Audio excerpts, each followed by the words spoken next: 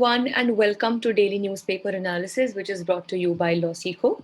So, today we will discuss two articles. The first article is from the Hindu newspaper, which is titled as Needed an Anti Trafficking Law. So, this article talks about the anti trafficking or the problem of basically human trafficking. What are the basic provisions related to it, and what is the new bill that has been proposed in this direction? This article has been authored by Kailash Satyarthi, who is one of the Nobel laureates. And the second article is from the Indian Express, which is titled as the Assam Mizoram Dispute. So, this talks about the border dispute and the firing that has recently taken place at the Assam Mizoram border. What has been the history of this and what can be the way forward has been discussed in this article.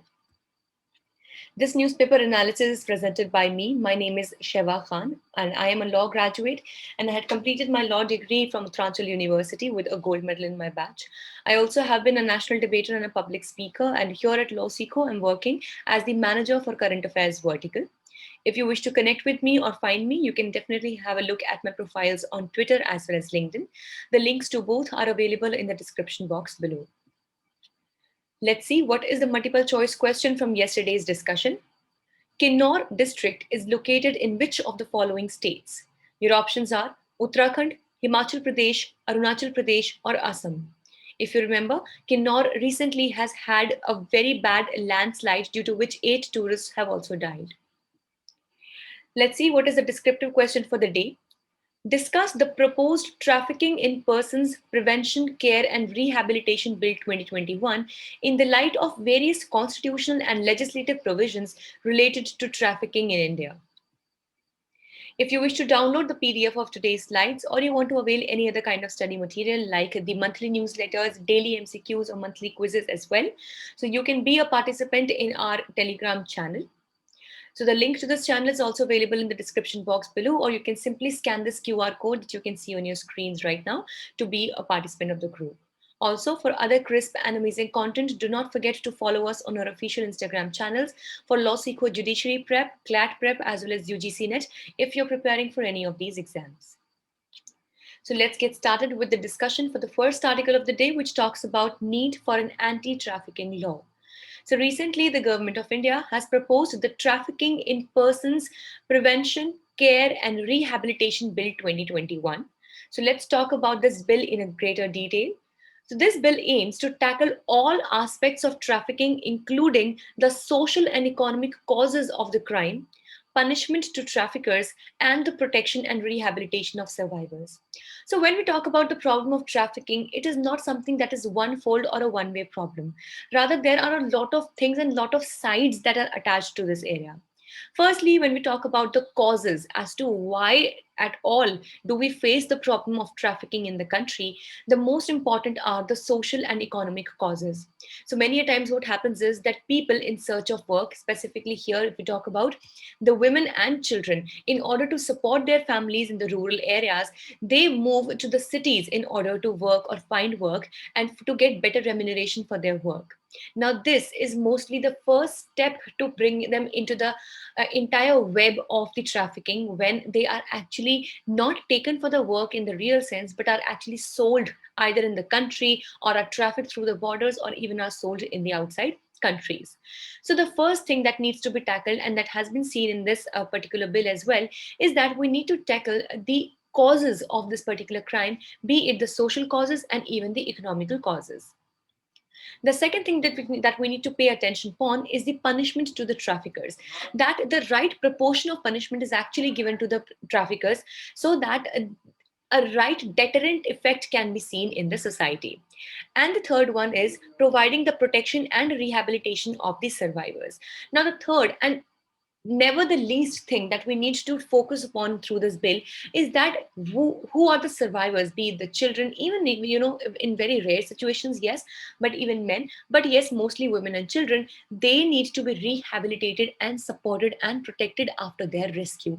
So once they have survived an incident of human trafficking, they need rehabilitation. Maybe it could be mental, physical, medical, or there various kinds of or economical. So they might need jobs, they might need stable homes to stay in, they might need some medical or other kinds of physical other facilities, etc. So these all things are the ones that have been focused upon in this particular bill.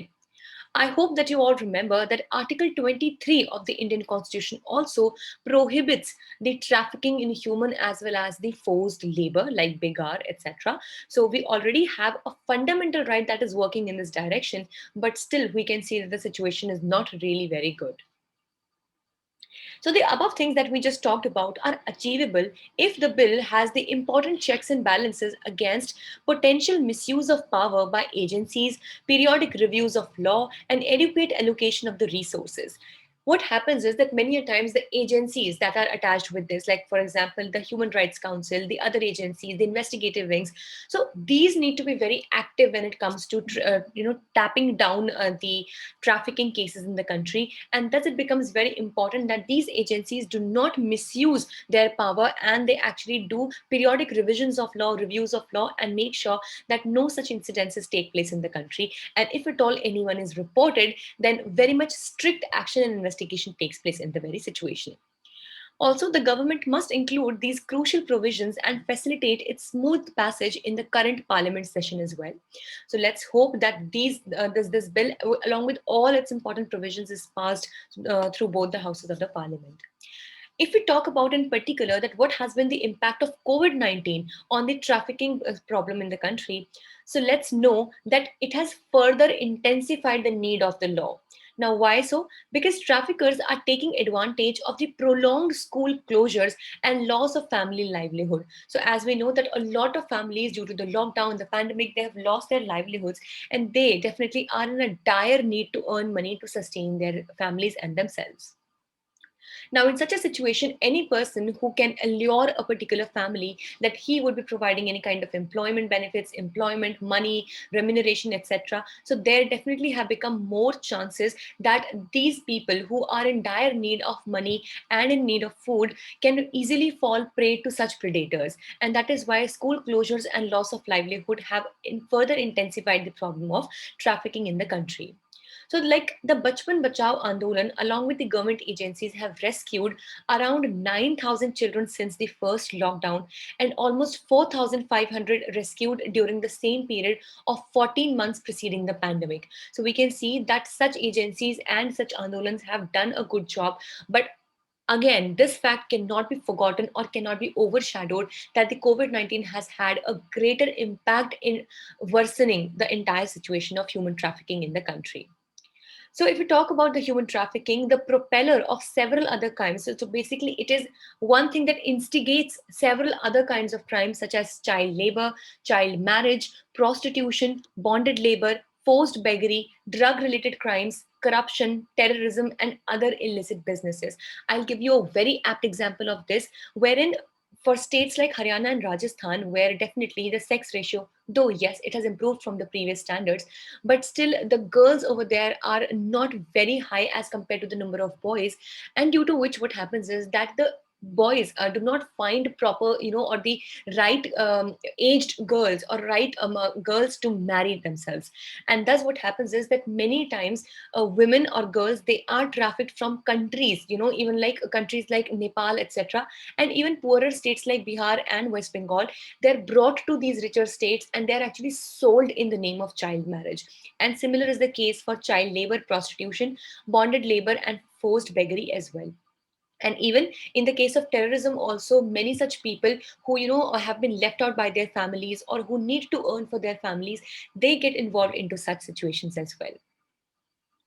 Also, this is not a hidden fact that many a times the human trafficking is done for the sex rackets as well, which is ultimate truth. And mostly, probably, this is the one kind of crime that gives the highest kind of money in return to these predators. And that is why sex rackets also run hand in hand with the human trafficking issues. So let's discuss the second article for the day, which talks about the boundary dispute between Assam and Mizoram. So recently, the firing has taken place on Assam-Mizoram interstate boundary, which has resulted in death of 6 Assam policemen and over 50 individuals have been injured. So if we talk about this particular dispute, it dates back nearly to 150 years. So let's understand it in a very crisp detail. So Mizoram was earlier a part, or it was a district of Assam, which was considered to be as the Lushai Hills. And the boundary demarcations in 1975 and 1933 lie at the heart of this particular dispute. So in 1875, there was a demarcation that took place, which was notified on August 20 as per the BEFR Act 1983, which was the Bengal Eastern Frontier Regulations Act of 1983.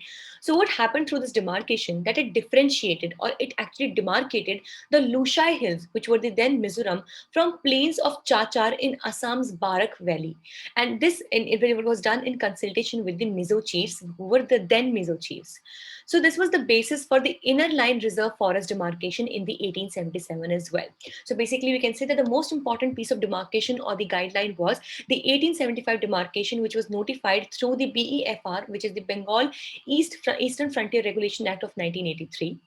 And then finally, there was also demarcation that took place in 1933, through which the demarcation between the Lushai Hills and Manipur and the beginning of the tri-junction of the Lushai Hills, Chachar and Manipur took place.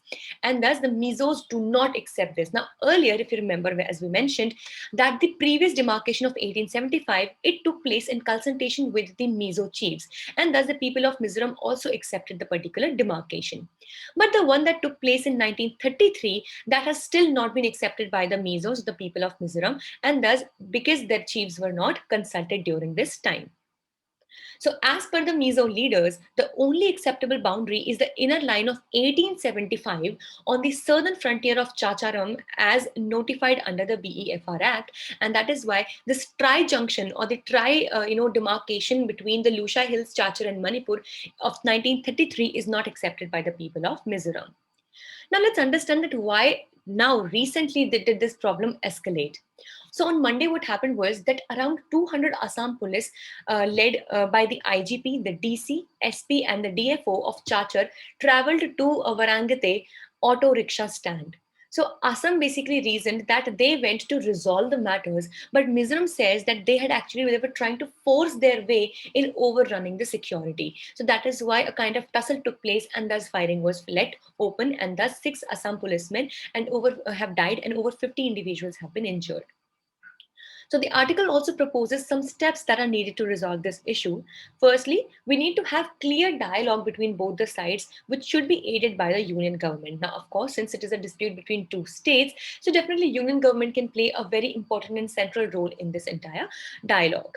And of course, clear dialogue that is accepted by both the parties is required, as was done in the case of 1875 demarcation, which was accepted by both Assam as well as Mizoram. But unlike 1933, it should not be done wherein the chiefs from one particular state, that was of Mizoram, were not consulted.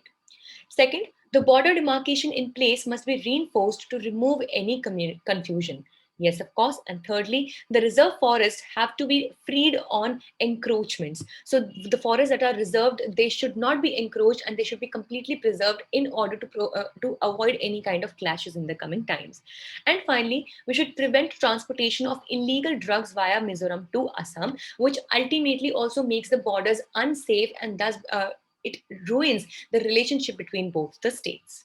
So let's see what does the future hold for both these states in the coming times. So this was all for the day. We hope it was a good session for you. Thank you so much for staying tuned with LawSikho. If you like the session, do give it a thumbs up, and do not forget to subscribe and hit bell notification for our channel. Thank you so much.